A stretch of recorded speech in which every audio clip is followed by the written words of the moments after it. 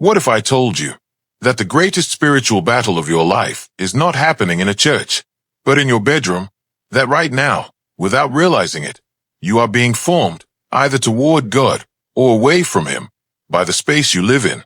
And here's the most unsettling truth. Many Catholics today pray, but few actually live in a sacred environment. So let me ask you something that may disturb you.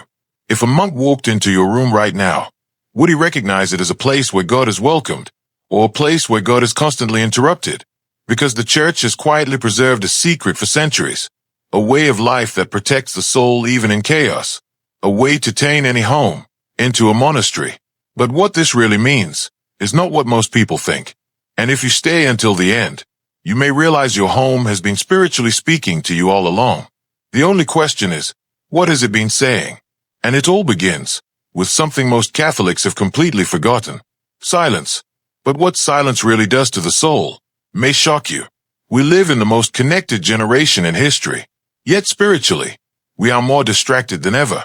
The Church Fathers once spoke of custody of the heart, a guarding of inner silence.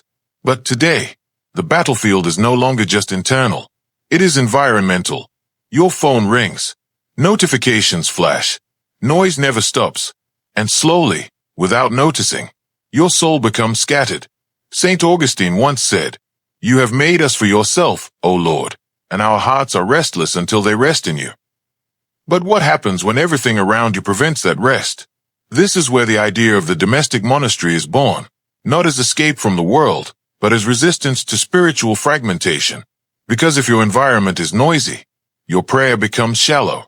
And if your prayer becomes shallow, your faith becomes survival instead of transformation. The saints understood something we are only now beginning to forget. Your surroundings either invite heaven or silence it. But how do you rebuild what the modern world constantly destroys? When most people hear monastery, they imagine stone walls, chants, isolation. But that is not the essence. A monastery is not primarily a building. It is a rhythm of life ordered toward God. Saint Benedict, one of the greatest architects of Christian spiritual life, did not begin with walls. He began with structure, prayer, silence, labor, sacred time.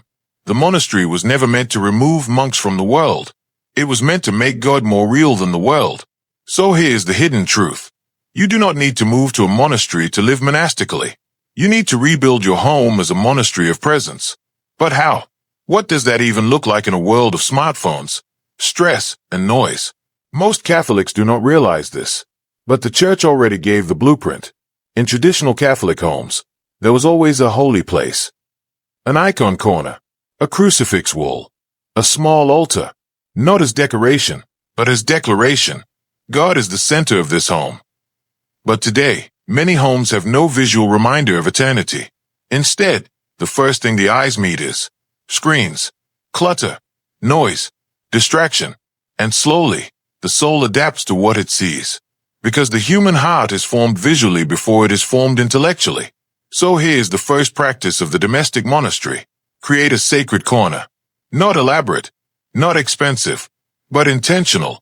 A crucifix, a candle, scripture, maybe an image of Our Lady. And here's what changes everything. You do not go there only to pray. You go there to remember who you are. Because identity is not only formed in thought, it is formed in space. But what most people miss is this. Silence today feels unnatural. Why? Because silence reveals what noise hides. In silence, unresolved thoughts surface, buried emotions rise. God becomes unmistakably present. This is why many avoid it. But the saints did not fear silence. They entered it like a battlefield of purification. St. John of the Cross described it as the dark night, where God strips distractions so the soul can finally see clearly. And here's the uncomfortable truth. The enemy does not need to destroy your faith. He only needs to keep you distracted from it. So the monastery at home begins here.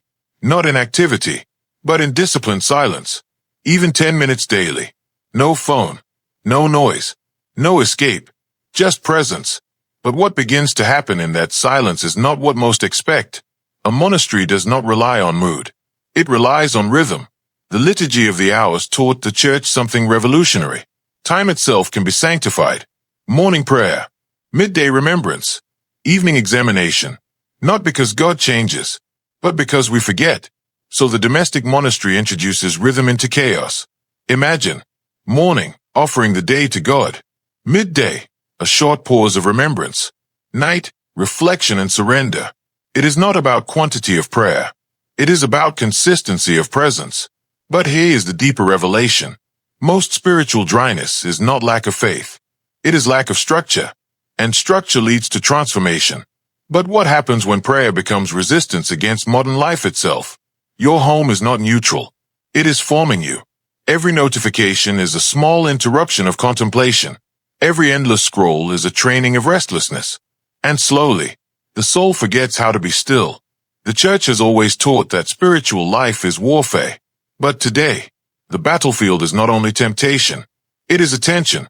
Because whatever holds your attention is shaping your soul.